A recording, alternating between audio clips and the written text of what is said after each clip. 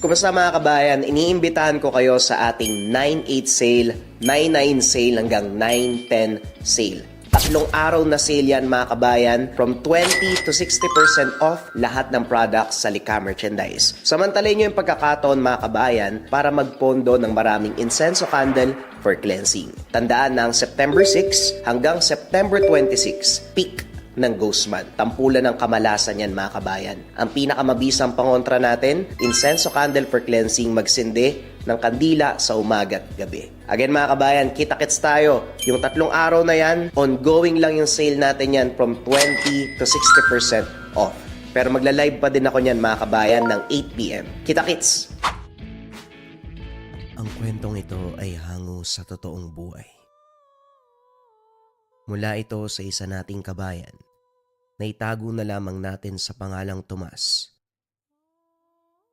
Walang eksaktong taon. Kanlaon, Negros Oriental. Noon pa man, laganap na ang mga kwentong kababalagan sa paanan ng Kanlaon. Mga engkanto na gumagala sa gabi. Mga aswang na nagtatago sa dilim. Sa isang baryo sa Kanlaon naninirahan si Mang Densyo. Ginagalang na albularyo na palaging nilalapitan ng mga tao tuwing may karamdaman at kakaibang pangyayari. Lagpas 70 taong gulang na siya. Subalit nananatiling lihim ang kanyang isipan at matibay ang paniniwala ng mga tao sa kanyang kakayahan. Kasama niya sa bahay ang nag-iisang anak, si Tomas. Ngunit hindi katulad ng kanyang ama. Si Tomas ay lumaki sa bisyo. Mas gusto niya ang barkada, alak, sabungan, kaysa sa mga tinuturong dasal ng kanyang ama. Isang gabi habang abala si Mang Densyo sa kanyang maliit na altar at nagdarasal, nakaupo naman si Tomas sa balkonahe, hawak ang bote ng gin. Anak Tomas, ilang beses ko bang sasabihin sa'yo, walang maidudulot na maganda ang pag-inom ng alak. Kapag nawala ako, sino nang tutulong sa mga taga-baryo? Wika ni Mang Densyo. Puro na lang kayo himala, dasal. Panahon na ngayon ng modernong doktor. Sino pa bang maniniwala sa mga orasyon nyo? Kung may sakit ang tao, ospital ang pwedeng puntahan, hindi anting-anting. Hindi lahat ng karamdaman ay kayang ipaliwanag ng mga Doktor Tomas.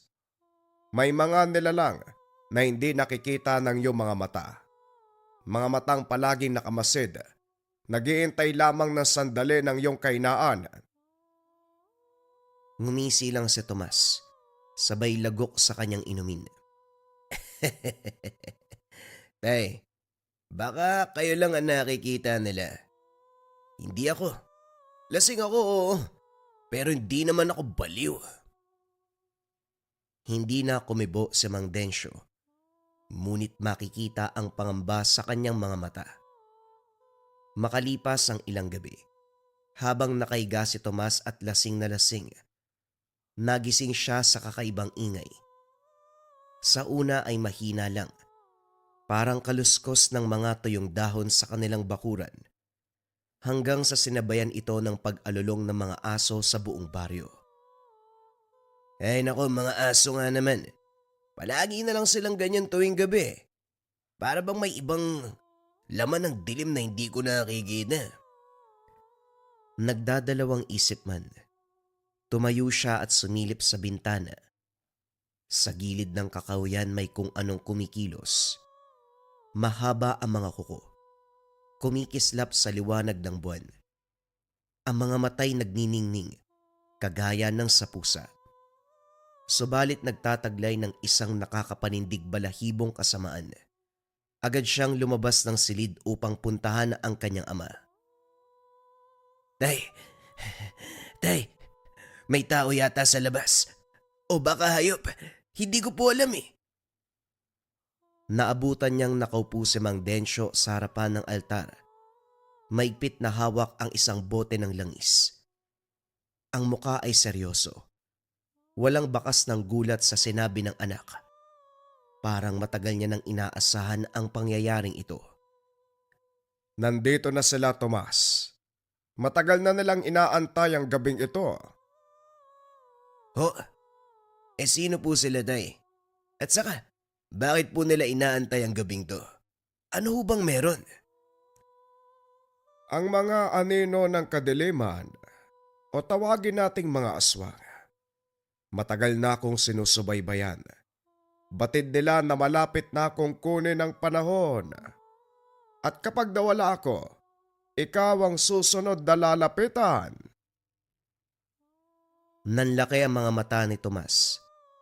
Pero gaya ng kanyang nakagawian, pinilit niyang tabunan ang takot sa isang pilit na tawa. Ano bang sinasabi mo, Tay? Baka epekto lang yan ng sobrang pagdarasal niyo. Wala namang ganyan eh. Mga kwento lang yan para takutin ng mga bata. Hindi lahat ng matay nakikita ang katotohanan, Tomas. Darating ang oras na wala ka ng ibang aasahan kung hindi ang gabay ng ating angkan. Matapos ang ilang araw, biglang nanghina si Mang Densyo. Hindi na siya makatayo. Palaging hinihingal at halos pabulong na ako magsalita. Isang gabi, tinawag niya si Tomas. Anak, halika dito. Dito ka sa tabi ko. Wala na akong mahabang oras. Sa tingin ko, hindi na ako magtatagal. Lumapit si Tomas sa ama. Nakakunot ang noo at pinipigilan ang nangingilid na luha. Tatay naman, huwag niyo nga akong sabihin yan. Kaya niyo po yan. Hindi niyo pa nga nakikita kung paano ako magbago eh. Hindi ko na kailangan makita ka magbago, Tomas. Ang kailangan, tanggapin mo ang pamana ng ating angkan. Ang gabay ay ililipat na sa'yo. Dahan-dahan niyang inabot ang kwintas. Sa dulo nito ay merong bato. Kasama pa ang isang pulang tela na may mga nakaukit na letra. Isang maliit na bote ng langis na kulay berde. Tay, ano ba tong mga binigay mo? Hindi ko alam kung para saan yan at hindi ko rin alam kung paano gagamitin. Huwag ka masyadong mag-isip, Tomas. Hayaan mo ang kapangyarihan ng kalikasan ang magpasya at magturo sa iyo ng mga dapat mong gawin. Pumatak na ang luha ni Tomas. Ngunit hindi na niya nakuha pang magsalita. Napapikit si Mang Densyo at sa huling hininga, biglang lumamig ang buong paligid. Kasabay nito sumambulat ang mga may hinang bulong mula sa lahat ng sulok ng bahay. Hindi ito basta hangin. Parang mga tinig na nanggagaling sa ilalim ng lupa. Nag-uusal ng mga salita na hindi niya maintindihan. Unti-unting lumakas ang mga ito. Parang daang-daang boses na sabay-sabay nananalangin, sabay-sabay na naghihinagpis. Kinabukasan nilibing si Mang Densyo sa maliit na sementeryo ng baryo. Dumalo ang halos buong komunidad. Mga kapitbahay, magsasaka, matatanda, maging ang mga taong minsang humingi sa kanya ng lunas at gabay.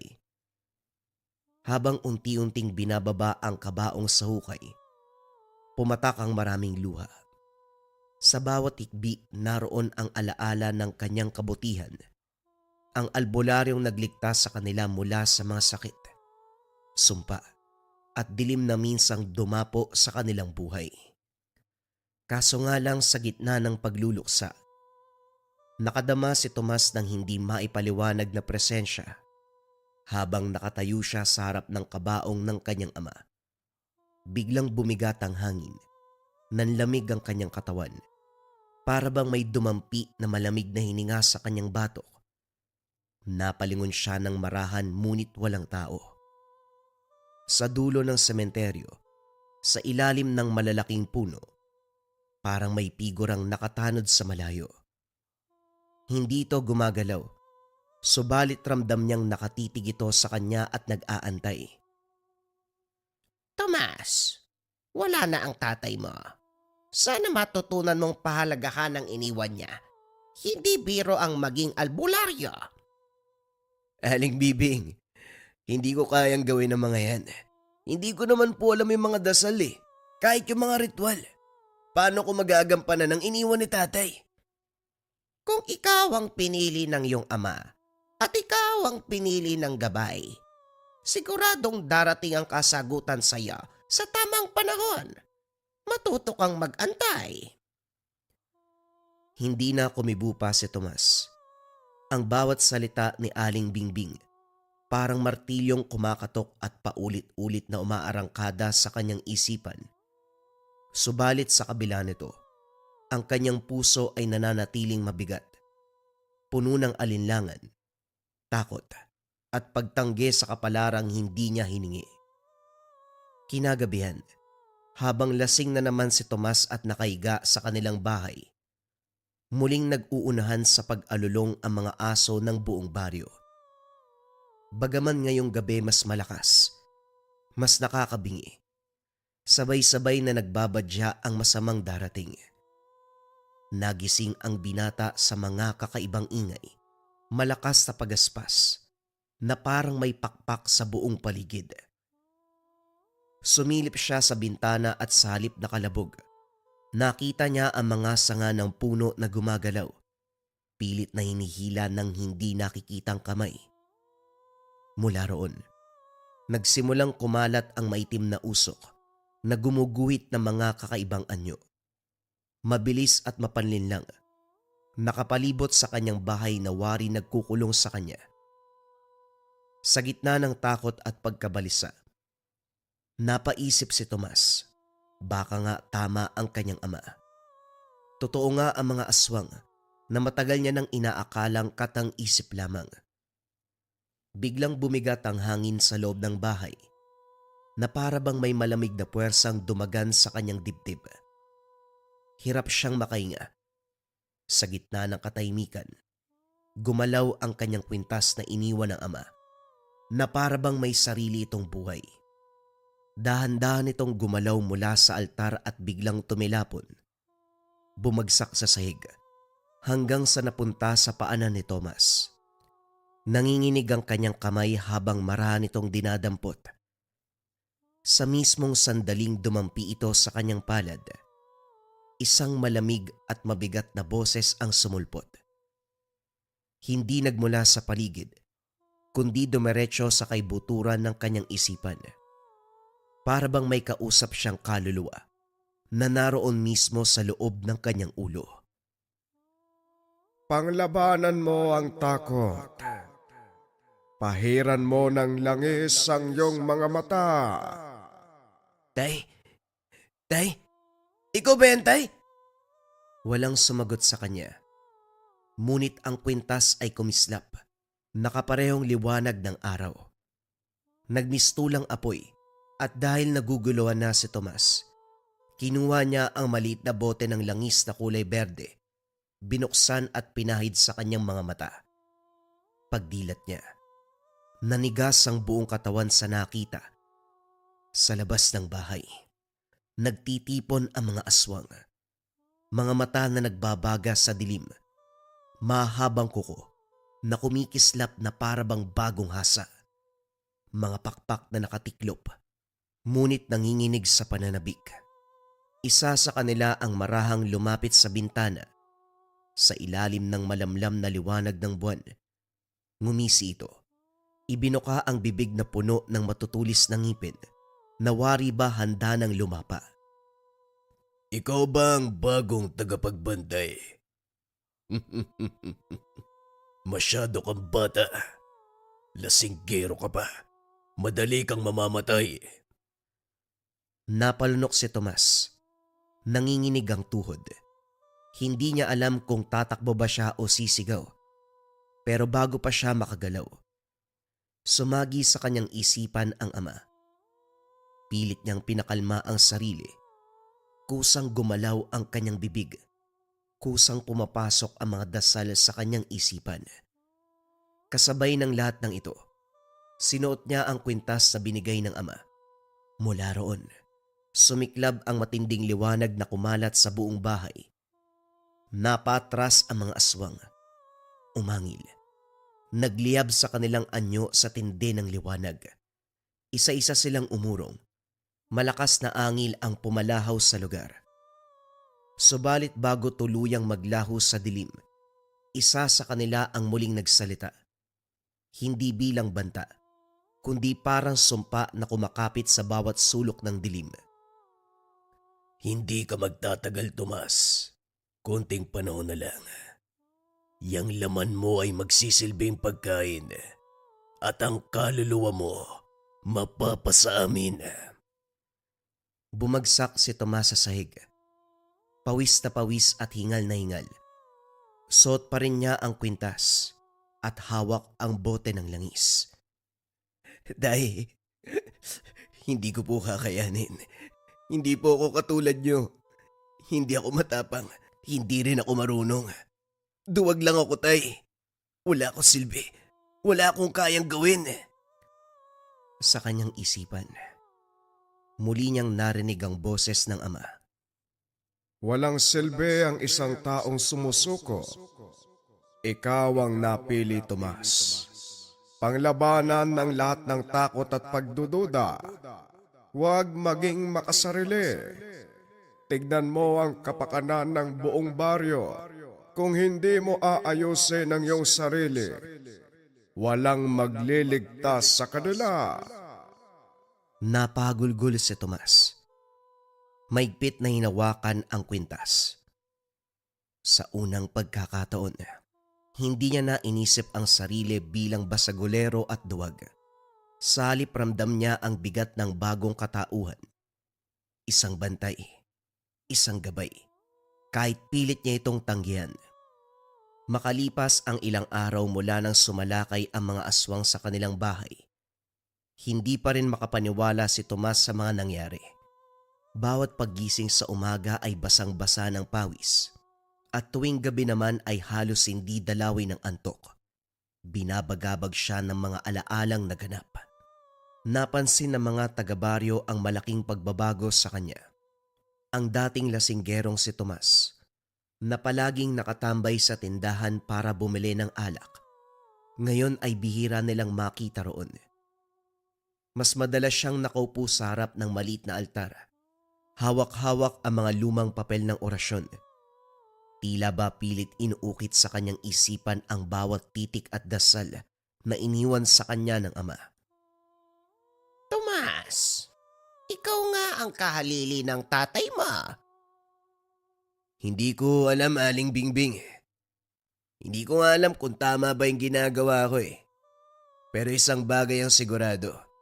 Totoo ang mga aswang. Nakita ko sila mismo sa harapan ng bahay namin. Gusto nila akong patayin. Kaya ikaw ang pinili ng gabay, Tomas. Huwag mong isawalang bahala. Ang buong baryo ay umaasa sa iyo. Ramdam niya ang bigat ng tungkulin. Ngunit sa ilalim ng lahat ng ito, natatakot pa rin siya.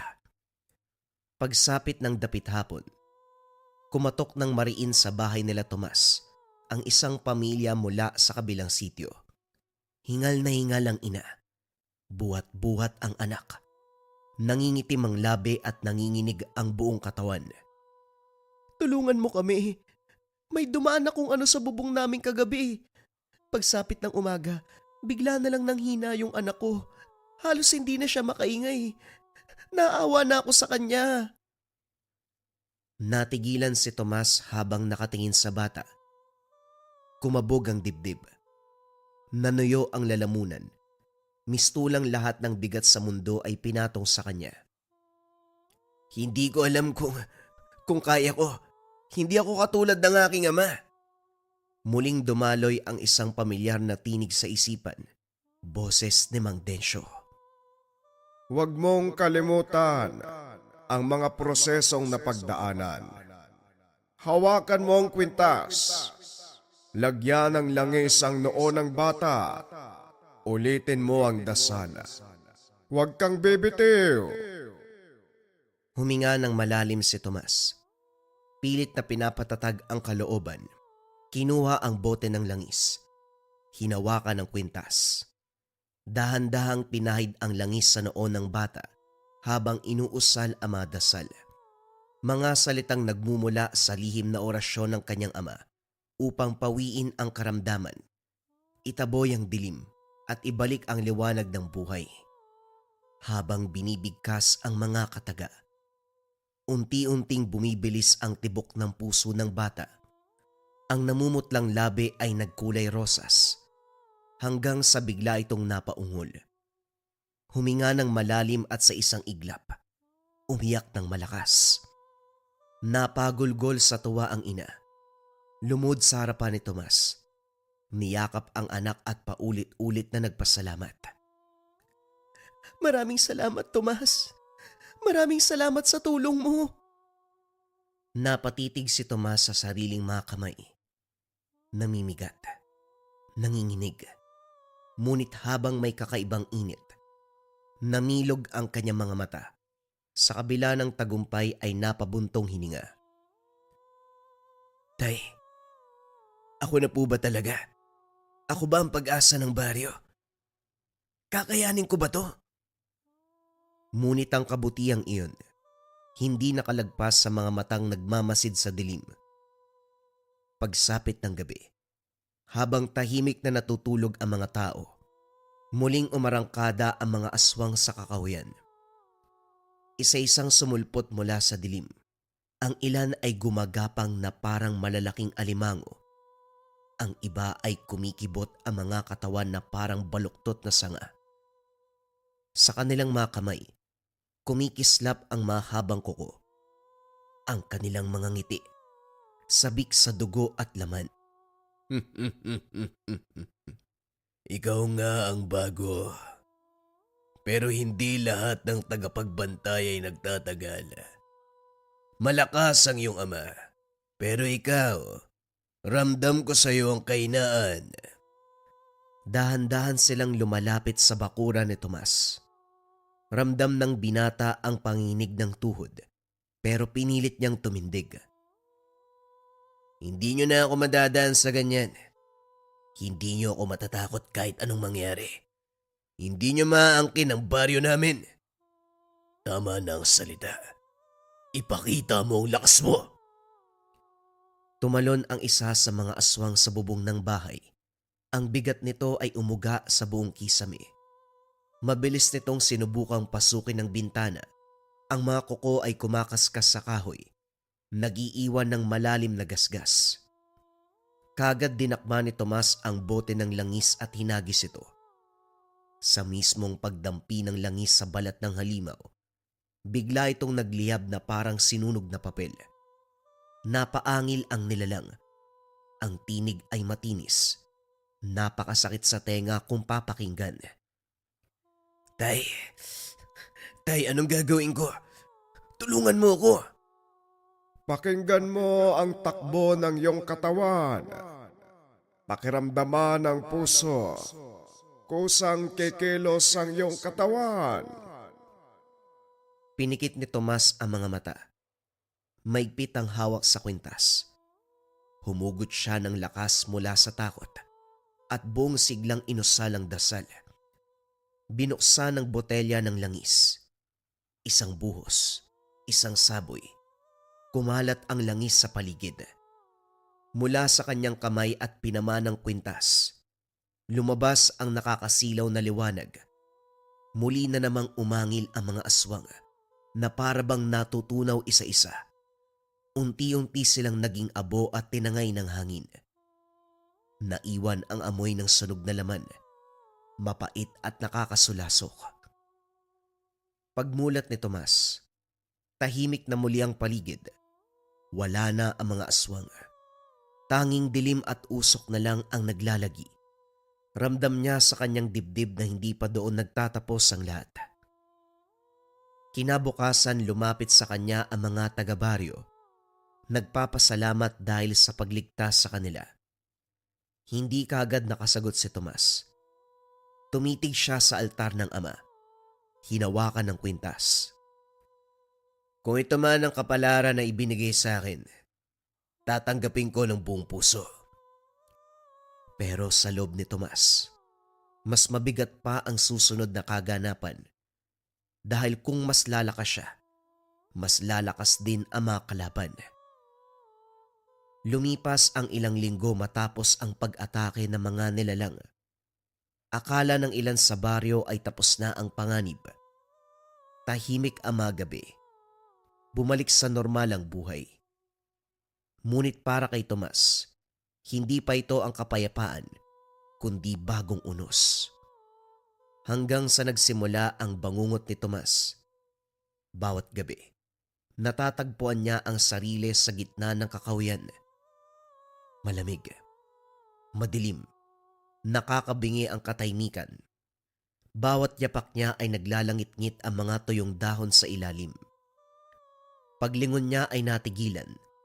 Nakita ang sarili hindi bilang gabay, kundi bilang dati niyang anyo. Lasinggero, duguan ang muka, walang damit pang itaas, at may hawak na bote ng alak na tumutulo ang laman na parang dugo. Tagapagbantay. Tigilan mo ang pagpapanggap. Wala kang silbi at mananatili kang kanon. Dahil sa'yo, lahat sila mamamatay. Ngumiti ito ng nakakaloko. Sa harap niya dahan-dahang nagbago ang anyo. Naging itim ang mga mata. Lumabas ang matutulis na ngipin. Sa isang iglap, nakatayo na roon ang aswang nakamukha niya mismo.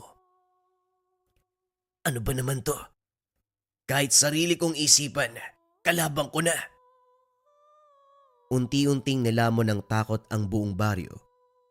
Sa bawat gabi, kahit wala pang sumasalakay, hindi na mapakali ang mga tao. Ang ilan ay naniniwalang ligtas sila dahil kay Tomas. Ngunit may iba rin ang nagsimulang mag-alinlangan kung kakayanin ba silang ipagtanggol lahat. Hindi ako kumbinsido. Oo, anak siya ni Densyo. Pero hindi ibig sabihin kasing lakas niya ang kanyang ama. Si Tomas, isang lasenggo na biglang nagbago at piniling maging gabay. Hindi ako naniniwala. Huwag kang ganyan, Teroy. Kung hindi dahil sa kanya, wala na tayo dito ngayon. O baka naman lalo tayong napapahamak dahil siya ang punterya ng mga aswang. Baka dapat palayasin na lang natin siya bago pa tuluyang masira ang baryo. Basta ang alam ko si Teroy ang ating gabay. Hindi aksidente na siya ang pinili. At kung hindi natin siya pagkakatiwalaan, paano natin maaasahan na maliligtas ang baryo? At habang patuloy ang pagtatalo, hindi nila namalayan na nasa malapit lamang si Tomas. Nakatayo sa likod ng isang malaking puno, tahimik na nakikinig. Bawat salitang bumibitaw mula sa bibig ni Mang Teroy ay parang sibat na paulit-ulit tumatama sa kanyang dibdib. Sandali siyang napayuko. Ramdam ang hapdi ng alinlangan ng kanyang mga kababaryo. Ngunit hindi niya ito hinayaang lamunin ang kanyang kalooban. Sa halip pinigilan niyang bumigay. At muling sumagi sa kanyang isipan ang mga salita ng kanyang ama. Sa gabi ng kabilugan ng buwan, biglang dumilim ang langit. Ang malamig na hangin ay umihip na para bang may kasamang mga bulong. Ang mga aso sa baryo ay nagsipagtahulan. Muling umatake ang mga aswang. Mas marahas, mas mabilis, mas mabangis kumpara noon. Ang mga residente ay nagsisigawan, nagsiksikan sa kanilang mga bahay. Ang iba ay nagdasal na lamang. Mula sa gubat lumabas ang kakaibang nilalang. Napakalaki ng itsura. Ang balat ay kulay abo. Makapal na parang batong buhay. Ang mga mata ay nag-aalab na pula. At sa bawat pagakbang, maririnig ang pagdagungdong ng lupa. Narito na ang pinunong aswang. Ang ugat ng lahat ng lagim sa kanilang bayan. Ang pinagmula ng kasamaan ng ilang henerasyon na bumabalot sa mga gabi. Tomas, bibigyan kita ng pagkakataong mamili. Sumama ka sa akin. Gagawin kitang higit pa sa gabay. Higit pa sa tao. O tatapusin natin ang lahat ngayong gabi. Mamili ka. Ramdam ni Tomas ang takot sa buong baryo. Hindi niya maintindihan ang sarili. Sa kabila ng takot ng lahat ng tao sa lugar, ito pa ang nagbigay sa kanya ng lakas. Tumindig si Tomas. Hawak lahat ng gamit ng ama. Hinarap niya ang nilalang.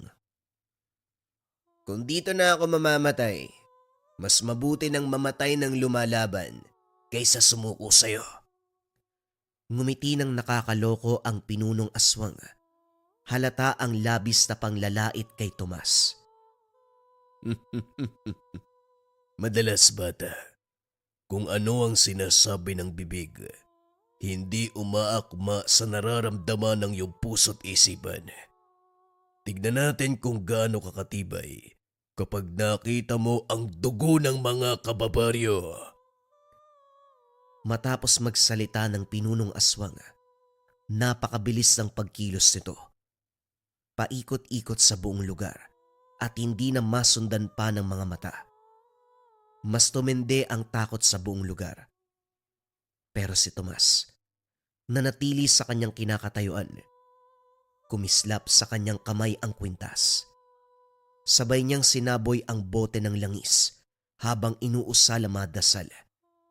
Tumama ito sa pinunong aswang. Napaatras na parabang napapaso sa liwanag. Ang buong akala ni Tomas ay umepekto ang ginawa niya. Mula sa mga baguhan sa inyong angkan, yan ang una nilang ginagawa. Wala ba kayong bagong natutunan? Kung ano ang nangyari sa iyong ama, yan din ang sasapitin mo. Parang patalim na bumaon sa kanyang dibdib. Nanginig ang kanyang tuhod nang marinig ang pangalan ng ama. Subalit sa halip na umatras, lalo niyang pinanghawakan ang mga gamit. Muling sumagi sa kanyang isipan ang tinig ng ama. Sa kabila ng pangamba at pagdududa, manatili kang matatag. Kung ito man ang huling laban ko, tay, tatapusin ko ito ng buong puso. Isang lasinggero na nagtatangkang maging bayani. Bibigyan kita ng magandang kamatayan. Sumugod ang halimaw. Sa isang iglap nagbanggaan ang kanilang mga lakas. Ang dilim laban sa liwanag. Ang bawat hampas ng pinunong aswang ay parang kulog. Dumadagongdong ang lupa. Ngunit tinatapatan na ito ni Tomas. Ito rin ang nagbigay ng pag-asa sa lahat ng tao sa baryo. Habang patuloy ang laban, isa-isang lumabas ang mga matatanda. Lahat ng tao sa lugar. Bitbit ang mga lumang gamit na iniwan sa kanila ni Mang Densyo. Dahil sa kaganapan lalong nagalit ang pinunong aswang kay Tomas. Kapag ikaw ay bumagsak, lahat ng tao sa baryo nyo ay mawawala ng pag-asa. Natumba si Tomas sa lupa matapos siyang tamaan ng malakas na atake. Dumugo ang kanyang bibig. Nanginig ang katawan. Sa loob ng isipan, pumasok ang takot na baka nga tama si Mang Teroy. Baka wala siyang silbi at baka hindi niya kaya. Pero sa gitna ng kadiliman, isang liwanag ang lumitaw. Muli niyang nakita ang imahe ng ama. Nakatayo. May hawak na lampara ng liwanag. Tandaan mo, Tomas, hindi lamang sa iyo nakasalalay ang lahat. Nasa kanila din ang liwanag. Ikaw ang mitya. Sila ang apoy. Tama. Kung kailangan kong ialay ang aking buhay, ibibigay ko. Hinding-hindi kayo magtatagumpay hanggat merong naniniwala at nananalig sa akin. Inipon ni Tomas ang natitirang lakas. Itinaas ang kwintas. Sa huling dasal, sumabog ang liwanag mula sa kanyang katawan. Isang bugso ng enerhiya na hindi lamang sa kanya, kung hindi sa lahat ng nananalig sa baryo. Naglabas ng matinding liwanag ang paligid. Tinabunan ang dilim. Nagsigawan ang mga aswang. Isa-isang nasunog. Natunaw hanggang maging abo sa hangin. Ang pinunong aswang ay nagpupumiglas. Ngunit dahan-dahan siyang nilamon ng apoy na nagmula sa pananalig ng buong baryo. Hindi pa to katapusan.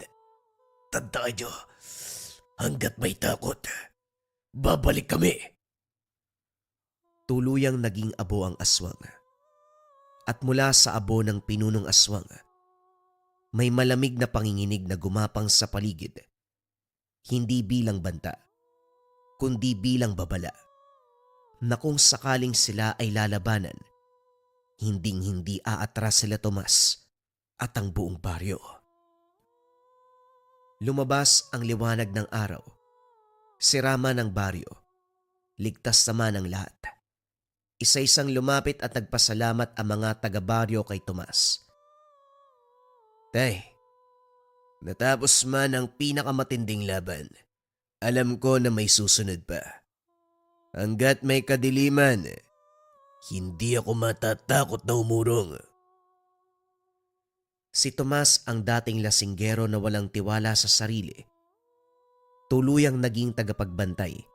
Inasahan hindi lamang ng baryo, kundi ng buong pamayanan na nananalig sa kanya. Habang ang buwan ay unti-unting nagsasara ng gabi, isang bagong umaga ang sumalubong.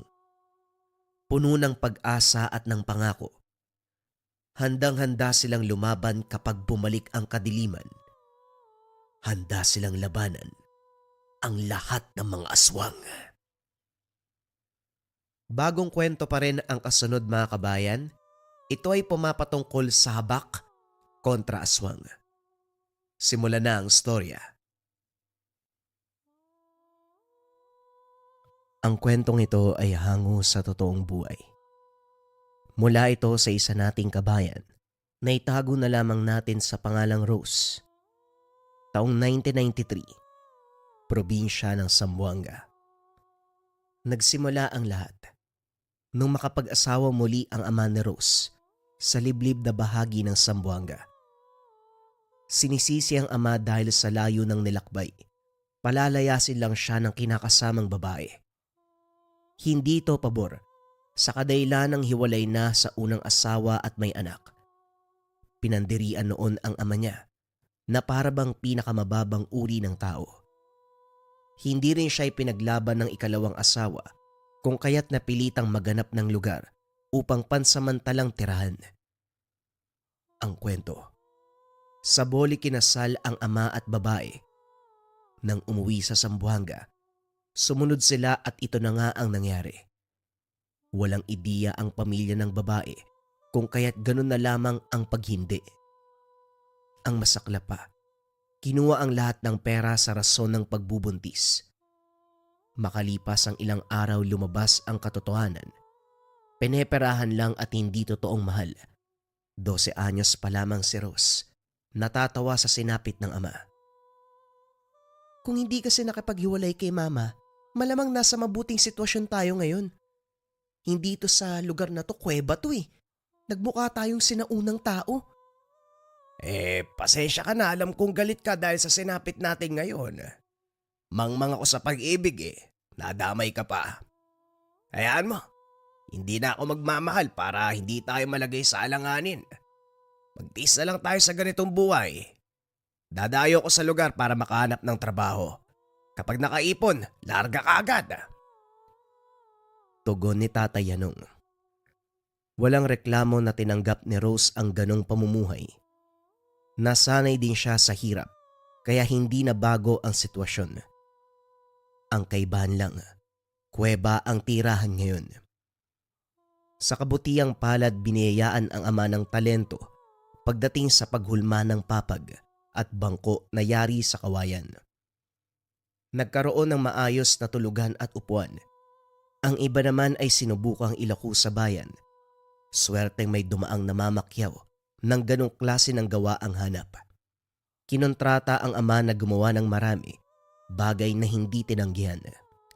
Katuwang si Rose, kahit babae siya walang alam sa ganitong gawain, gusto pa ring makatulong.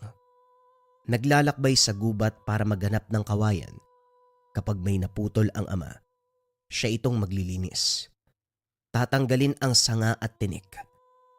Tulong din sa pagpasan. Ang sa kanya ay magagaan. Ang problema napadpad sa lugar kung saan nananahan ang aswang dahil dayo ay walang ideya. Habang binubuhol ni Rose ang mga kawayan ay biglang may sumutsot. Sa paglingon bumungad ang dalawang lalaki na hindi nalalayo ang edad sa kanya. Matalimang titig. Naglalaway pa ang isa. Nandiri ang dalaga kung kaya't nag-iwas ng tingin. Sa muling pagsutsot ng mga ito, nasa malapitan. Masyadong malayo kumpara sa kinaroroonan kanina. Ilang segundo pa lang din ang lumipas, kaya napapaisip kung paanong nakarating kagad. Nang kilabutan sa titig ng mga ito, dali-daling tinawag ang ama. Nagbago naman ang reaksyon ni Tatay Yanong nang makita ang mga ito.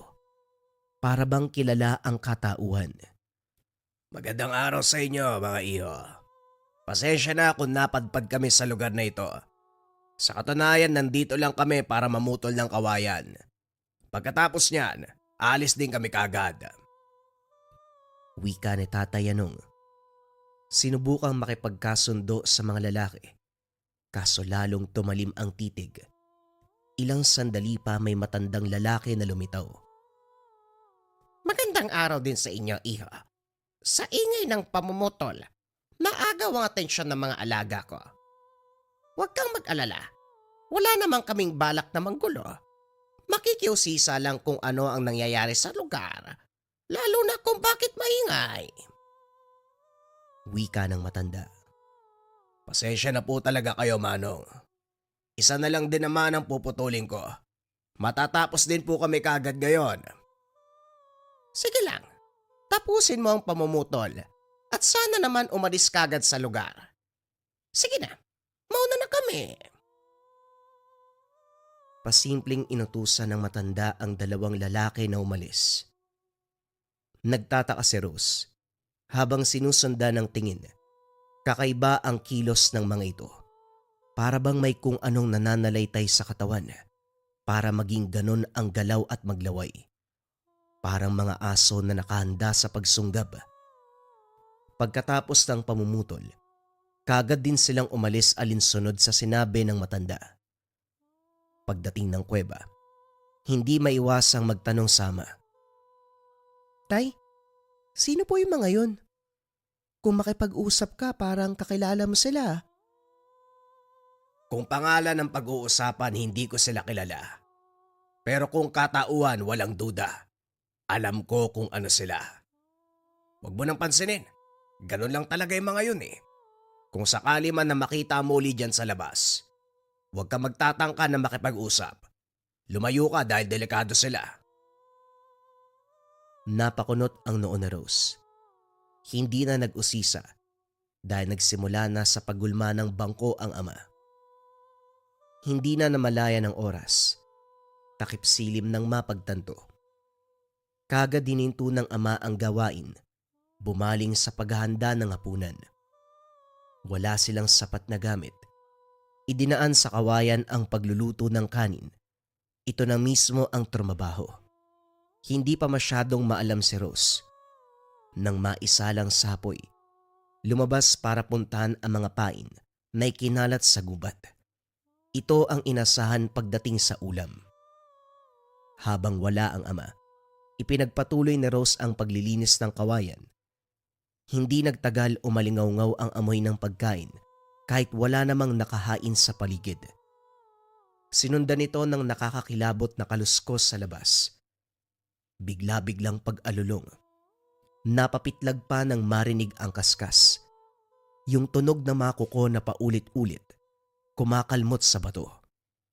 Sinindihan ang sulo. Humakbang sa bukana ng kuweba. Inayos ito ng ama. Nilagyan ng bakod para walang maglabas-masok. Madilim sa bahaging iyon, pero may anino ng tao. Tinawag sa pag-aakalang si Tatay Yanong, pero nang maaninag ang nanlilisik na mga mata ay umatras. Dali-daling nagpunta sa pinakasulok ng kuweba para magtago.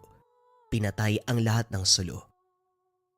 Maigpit ang hawak sa kutsilyo habang nakikinig sa ingay ng paligid. Kumakalampas ang bakod. May gustong pumasok. Lumilinaw ang nakakakilabot na halinghing. Hindi rin maintindihan kung bakit sumagi sa isipan ang inkwentro ng mga lalaki sa gubat. Mukha ng mga ito ang nasa isip. Lumakas ang kalampagan. Kalaunan ay sinundan ng hiyaw. Daing na parabang nasasaktan. Hindi nagtagal na mayani ang katahimikan. Nakainga nang marinig ang boses ng ama. Anak, lumabas ka na. Wala nang halimaw. May ligaw na hayop lang na nakapansin dito sa kuweba kaya nagpupumilit na pumasok. Dati ang nananahan dito eh. Huwag mo nang alalahanin. Pinakitaan ko ng angas eh. Ayan, natahimik. Wika ng ama. Napanatag ang loob ni Rose. Kinabukasan maagang nagtungo sa bayan upang maihatid ang papag at mga bangko. Malaking halaga ang binayad at nakatanggap pa ng papuri. Dekalidad ang gawa ng ama. Nadaig pa yung hulma ng eksperto. Pagkatapos ng transaksyon, naglibot muna sa lugar upang makabili ng kinakailangan. Habang pumipili ng gamit si Rose, nakatagpo naman ng negosyante ang ama. Nakipagkontrata para sa paggawa ng bangko. Sunod-sunod ang swerte natin ngayon Sapat na po ba yan para makauwi tayo ng Bohol? Gusto ko na kasing manirahan sa tunay na bahay. Hindi naman sa nagrereklamo ko, tay. Pero alam niyo naman mas mainam kapag nasa ilalim ng maayos na bahay. Malapit na anak. Tatapusin ko lang ang kontrata na binigay sa akin tapos uwi na tayo. Huwag kang mag-alala. Hindi tayo magtatagal ng 1 buwan. Muling naglibot sa gubat para makakuha ng kawayan. Sa kabilang direksyon para hindi makainkwentro ang mga lalaki. Kaso parang balwarte ang buong lugar. Ilang kawayan pa lang ang naputol. Lumitaw ang mga ito. Sumunod si Rose nang sumenyas ang ama na lumapit. Binulungan na anuman ang magpapansin ay huwag magpapadala. Ibinuhos ang atensyon sa paglilinis ng kawayan. Pero masyadong maparaan ang mga ito. Nilalabanan ng dalaga ang panlilinlang. Umaksyon ang ama bago pa siya madala. Mga iho, magandang tanghali. Ipapakiusap ko lang sana na kung pwede pabayaan nyo kami. Pumuputo lang naman ang kawayan eh. Yun lang ang kailangan. Alis din kami pagkatapos kagaya nung nakaraan. Mukhang sa inyong buong gubat Kahit saan kami pumwesto, palagi nyo kaming nasusundan. Bakit ba kasi dito kayo napadpad? Teritoryo namin ang lugar, kaya hindi kami pumapayag na kung sino-sinong bastang papasok. Ganun ba? O sige, ganito na lang. Bibili ako ng kawayan para magkasundo tayo. Magkano ba ang presyo? Hoy tanda, hindi mo kami madadaan sa ganyan. Ang gusto namin umalis kayo at wag naman bulabog.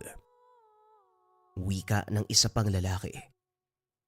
Dumukot ng barya sa bulsa si Tatay Yanong. Inihagi sa kinaroroonan ng mga binata. 10 piso para sa naputol na 5. Pasensya na sa pambubulabog. Rose, pasanin mo ang maliit. Bilisan mo ang lakad. Akma na sanang aalis ang mag-ama nang humarang ang mga ito. Gulat si Rose dahil sa sobrang bilis ng galaw. Nasa malayo pa lang kanina pero ngayon ay mukhaan ng karap. Hinila siya ni Tatay Yanong patungo sa likuran. Hindi namin kailangan ng pera. Hindi kami ganong kababang uri para madaan sa anumang areglo. Tanda, ginalit mo kami ng gusto. Parang nagbago yung nais namin eh. Ganito na lang, sa amin na ang anak mo. Malaya ka makakalis sa lugar na to. Kinilabutan si Rose nang mapansin ang malagkit na titig ng mga ito. Pero napalitan ng pagtataka nang tumawa si Tatay Yanong. Aba, masyado pang bata ang anak ko para ipagkasundo kahit kanino. Mga iyo, iintindihin ko na lang na hindi sinasadya ang sinasabi nyo. Sige na, padaanin nyo kami bago pa may mangyaring hindi maganda. Kapag nagkataon, wala akong papatawarin sa inyo. Sige kayo. Hindi tumawa ang mga binata. Ginawang biro ang banta ni Tatay Yanong. Malakas ang loob mo, tanda. Hindi mo kami kilala, kaya huwag kang maggamon. Baka mamaya karne mo maging hapunan namin. Lumapit ang binata. Sinampal-sampal si Tatay Yanong. Minamalit ito ng husto. Kinabahan si Rose dahil unti-unting bumibigat ang presensya ng mga ito. Namumula ang magkabilang pisngi ng ama sa paulit-ulit na pagsampal. Hindi naglaon. Gumante ang ama ng masagadang pasensya. Pasimpleng binalian ng braso ang binata na ikinagulat ng kasama. Lumapit para sumaklolo, pero isang suntok lang tumilapon sa kalayuan. Nahirapang bumangon. Napuruhan sa dibdib. Parehong uminda ang dalawang binata. Maayos ako nakipagkasundo sa inyo, pero kayo ang nag-aagas. Pasensya na, kayo naman itong nauna eh. Kumante lang ako. Rose, halika na! Nagmamadali sa pag-alis ang mag-ama bago pa bumangon ang mga binata. Hindi may kakaila ang lakas ni Tatay Yanong dahil na rin sa pisikal na pangangatawan. Ang ipinagtataka ni Rose, saan humugot ng karagdagang lakas para itumba ang kalaban ng ganon? Mababakas sa mga binata na hindi ordinaryong tao. Hula ng dalaga, aswang ang mga ito dahil sa pagbanggit ng karne at noong binanta ng ama na magiging hapunan. Gayunpaman, pinili na wag pag-usapan dahil abala si Tatay Yanong sa pagtatapos sa mga bangko. Kinulang sa kawayan kaya nag-isip ng paraan ang ama kung paano makakakuha. Malapit na rin ang araw ng napag-usapan kung kailan kukunin ng mamamakyaw. Sa puntong ito, iiwan sana si Rose dahil magmamatsyag pa naman sa paligid ang ama. Kaso nagpumilit na sumama. Sa kabutiang palad, may nakasalubong na magkakahoy. Nagtanong kung saan libreng makakakuha ng kawayan. Ang sagot nito, libre namang makakuha ang lahat dito sa gubat. Ang kaso nga lang, kailangan mag-ingat dahil may mga tao na mahirap kasundo. Naunawaan ng ama ang tinutukoy nito. Tinuro ng magkakahoy ang bahagi kung saan din ito madalas namumutol. Iho, dito ako kumukuha ng kahoy, kawayan at iba pang pwedeng mapakinabangan. Lupa ito ng yumao kong ama, kaya walang pwedeng manita kung hindi ako lang. Ako na lang kasi ang natirang buhay sa pamilya namin. O siya, maiwan ko na kayo dahil marami pang gawain. Mag-ingat lang din dahil hindi natin alam baka may nangungulit dyan. Tumango lamang si Tatay Yanong. Iniwan din ng magkakahoy ang balsang pansaka at kalabaw para makatulong sa paghakot. Babalik kinabukasan para kunin ang pinahiram. Sisimulan kagad ang pamumutol ng kawayan dahil hinahabol din ang oras. Naparami ang pamumutol. May permiso sa magkakahoy kaya walang problema. Hindi rin napansin ang oras. Abala sa pamumutol si Tatay Yanong. Si Rose naman ay tutok sa paglilinis. Parehong nagulat nang mapagtantong madilim na ang paligid. Nagmamadali sa pagtali ng kawayan sa balsa. Pumwesto sa ibabaw ang dalaga, samantalang ang ama ay sumampa sa likod ng kalabaw. Habang nakatutok sa daan, napansin ni Rose ang figura sa sanga ng puno. Hindi masasabing hayop dahil parang tao ang katawan. Hindi lang malinaw dahil madilim. Binaliwala ito pagdating sa unahan, kaso nga lang muli na namang nakita. Sa pagkakataong ito, dalawa ang nagparamdam. Hindi naglaon, Sumenyas ang ama na lumapit sa likod nito. Inabutan ng patalim at sinabing maging alerto. Kinilabutan si Rose, hindi lang sa napapansin kung hindi sa tono ng ama, na para bang may masamang mangyayari. Walang imik na sumunod na lamang. Pagdating sa unahan, nagwala ang kalabaw ng may humarang. Tumilapon ang mag-ama. Nagkandawatak-watak ang mga kawayan. Dali-daling itinayo ni Tatay Yanong ang dalaga. Itinago sa likod para protektahan. Hanggang sa sumugod ang mga nilalang. Sabay na umatake. Si Tatay Yanong ang pinagtulungan. Dumagan ng isa habang nagpapaulan ng kalmot. Dumadaing na ito, nasasaktan. Kung hindi lang naihagis ni Rose ang sulo, hindi makakaligtas ang ama. Subalit bumaling sa kanya ang atensyon ng isa. Napasandal na lamang ang dalaga sa puno ng gumapang palapit ang aswang. Hindi nakakilos. Pumikit na lamang. Inakalang magiging katapusan na, pero nakaligtas ng bumangon ang ama para ibalibag ang nilalang. Sumabog sa galit si Tatay Yanong. Dito nasaksiyan ni Rose ang malupitang galaw ng ama. Hinamon ng aswang. Sabay subugod pero parehong bumagsak. Binalian ng braso. Binti. Inikot ang leeg para wakasan ang buhay. Yun lamang ang ginawa. Tumba ang mga kalaban. Anak, ayos ka na ba? Nasaktan ka ba? May galos ka ba? Sunod-sunod na tanong ng ama habang sinusuri ng tingin ang katawan ng anak. Umiling si Rose bilang sagot. May galos pero hindi gawa ng aswang. Tumama naman ang siko sa bato na naging sanhi nito. Gayunpaman kinabukasan pagsikat ng araw na ganap ng albularyo. Swerteng nakasalubong muli ang magkakahoy. Sa kabutiang palad isa pala itong manggagamot. Nabigyan ng paunang lunas ang sugat sa mukha ni Tatay Yanong. Naagapan din ang galos ng dalaga. Kahit ang nakuwang sugat mula sa bato, nilapatan ng orasyon para linisin, maging ang kaloob-looban. Nabahala ang magkakahoy dahil aswang ang nakainkwentro. Kaya pala nagulat ako. Nag-ingay ang kalabaw kagabi. Akala ko nakawala mula sa inyo eh. Yung pala may aswang na nakasalubog. Mabuti nalampasan niyo ang hamon ng nilalag. Nagkasugat kaya nung Pero sa kabutiang palad, bababaw lang. Hindi naman po ako papayag na may masamang mangyari lalo na sa anak ko. Magkakamatayan muna kami bago nila masaktan si Rose. Tumango si Mang Fernan, pero makikita sa reaksyon na may pagdududa. Gayunpaman, tinapos ang usapan na magpaalam ang mag-ama. Balik pagtutok sa gawain. Doble ang kilos dahil sa paghabol ng oras. Marami pang huhulmahin. Nang matapos ang lahat, kagad dinala sa bayan. Sa bayad na tinanggap, umabot ang pera sa gastusin na kailangan para sa pag-uwi. Tuwang-tuwa si Rose dahil sa wakas, makakabalik na sa tahanan doon sa Bohol. Maagang natulog upang makapagpahinga ng maayos. Kinabukasan ng balak na pag-uwi. Ang problema, may umatake.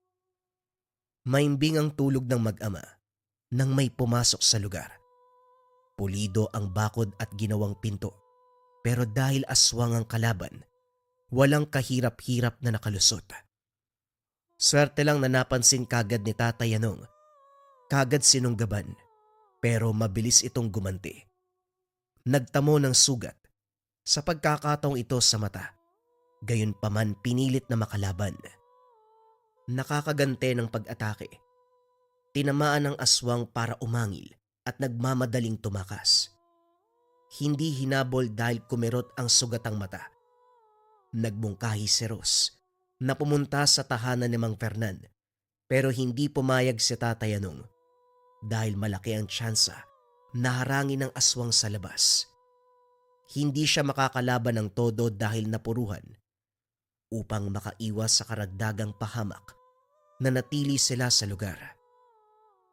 Alinsunod sa utos ng ama, kumuha ng baso ng tubig si Rose at saka tinanggal ang nakapulupot na tali sa bewang nito. Nagtataka siya kung ano dahil bala ng baril ang bumungad. Hindi muna umimik dahil inuna ang kalagayan ng ama. Matapos mainom ang tubig na pinagbabara ng bala, humupa ang sitwasyon. Maayos na binenda ng mata. Nang kalmado na ang lahat, nagtanong si Rose. Tay, ano po bang bala to? Bakit parang ginagamot yung sugat nyo? Gamot po ba yan? Makikita ang pag-aalangan ni Tatay Yanong, pero sa huli ay sinagot din ng anak. Ang laman ng balang tanso ay dasal at kombinasyon ng samot-saring pangontra sa aswang. Ginawa itong habak para hindi matanggal sa katawan. Layong protektahan ang magtatangan kung sakaling magkasugat ay mababaw lamang. Nalinawan si Rose dahil may mga sandali na tahimik ang ama. Taimtim ang pagdarasal at may sinasambit na ibang lengguwahe. Lahat ng mga katanungan noong nakasagupa ang aswang ay nasagot ngayon. Kaya pala malakas yung lobo, tatay ah.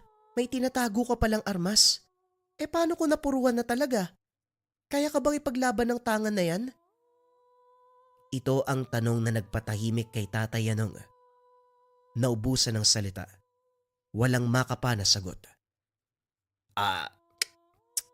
Ikaw talaga anak, masyadong malikot ang isipan mo. Kung ano-anong tanong yung pumapasok ko. Pero tama ka nga. Kaya pa ba ako ipaglaban nito kung sakaling malakas ang kalaban na harapin? Para sa akin, oo. Lalo pat buo ang paniniwala ko. Walang imposible. Ang paniniwala, makapangyarihan yan kaysa sa anumang sandata sa mundo. Kaya nitong labanan ng kamatayan. Tignan mo ang nangyari sa akin. Ilang beses na tayo nakasagupa ng aswang. Pero hanggang ngayon buhay pa rin ako. Ito ang patunay ng paniniwala, anak. Tumango si Rose. Ibinalik na rin ni Tatay Yanong ang habak sa pagkakatali sa bewang. Nang sumikat ang araw, binisita nila si Mang Fernan. Pinasuri ang kalagayan ng mata. Kagad hinanda ang mga sangkap sa panggagamot. Sa dinami-dami ng halaman, ugat, langis at iba pang gamit. Isa lang ang umagaw ng pansin ni Rose.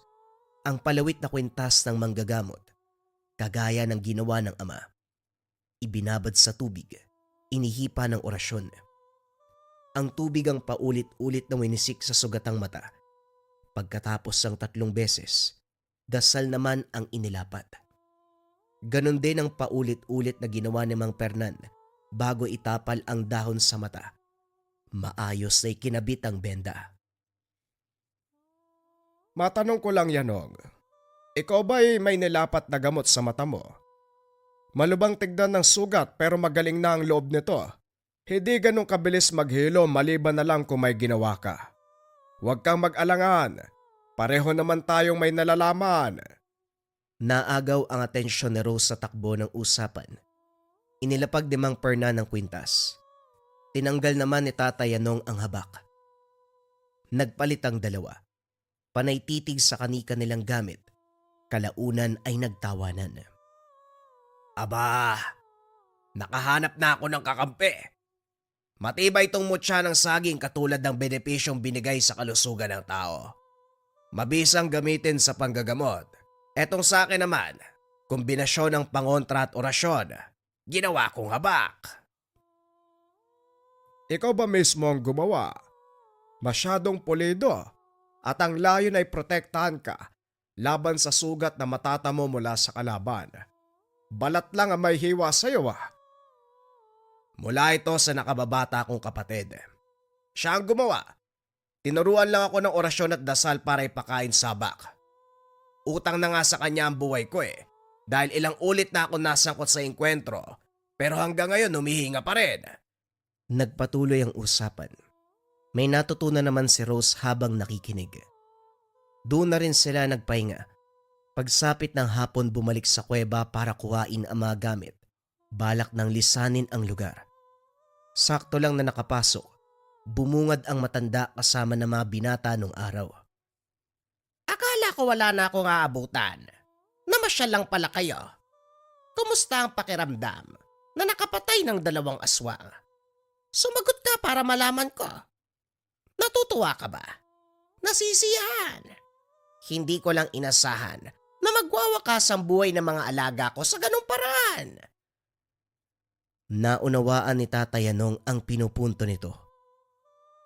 Ikaw rin ang lumantad sa katauhan ng mga alaga mo. Sila pala ang aswang na sumugod sa amin. Ngayon ko lang nalaman. Akala ko iba eh. Salamat sa impormasyon, Manong. Bumakas ang galit sa mukha ng matanda. Inihanda nito ang sarili para sa pagsalakay. Aminado kong mahina at may kamangmanga na mga alaga ko. Pero tignan natin kung uubra ka sa akin. Ano ba ang gamit mo, iho? Tumingin sa paligid si Tatay Yanong.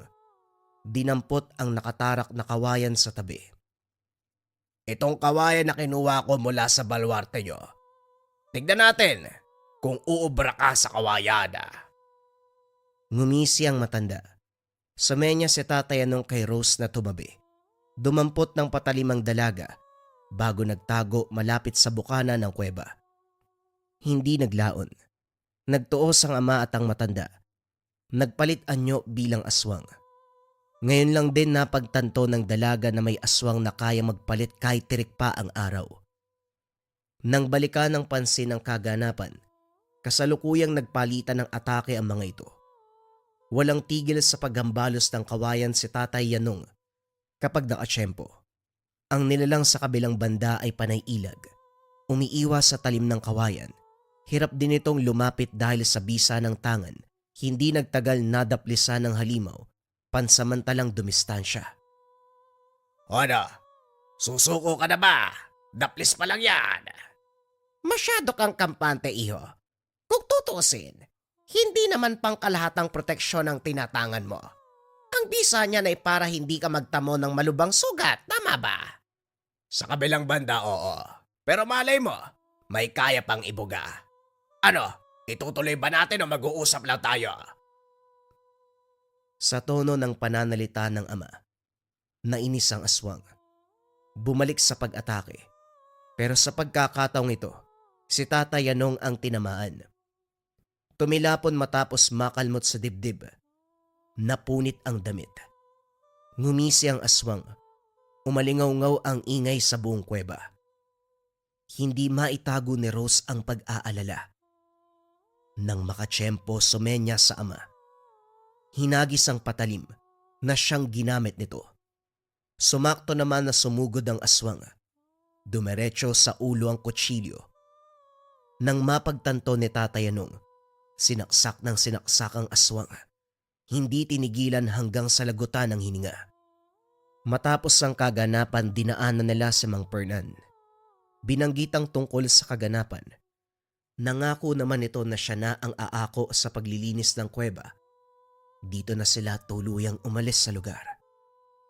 Habang lula ng barko, tanaw ni Rose ang unti-unting pagliit ng isla. Panay pa rin ang panginginig sa katawan dahil sa kilabot. Hindi nilubayan ang pangyayari. Paulit-ulit sumasagi sa isipan. Napapailing na lamang ng sulyapan ng ama.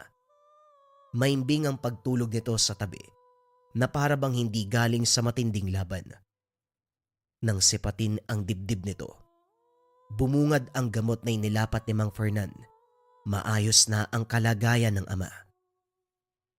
Magmula ng mapa sa kamay ang habak. Hindi na siya nasangkot sa anumang panganib. Isa pa, binantayan din siya ng ama kung kaya't sa tuwing may magtatangka ay naitataboy kagad.